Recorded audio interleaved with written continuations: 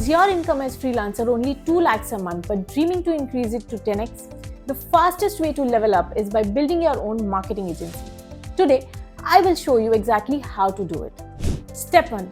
Start by listing out all your business relevant skills: web development, graphic designing, content writing, video editing, etc. Now, honestly rate yourself on each skill. Pick the one you are most confident about. Step 2. Now go to Google, then type down the first industry that comes to your mind, considering the skill set you have chosen for yourself. Step 3. Now think about potential clients in that industry. Choose one you would love to work with. Identify their core problems, hit them with that pain point, and then twist it to showcase how you can provide the perfect solution. Step 4. Don't miss any chance to reach your customers. Try calls, messages, WhatsApp, or emails. The worst they can say is no or block you. Stick with it and you will start seeing results very soon.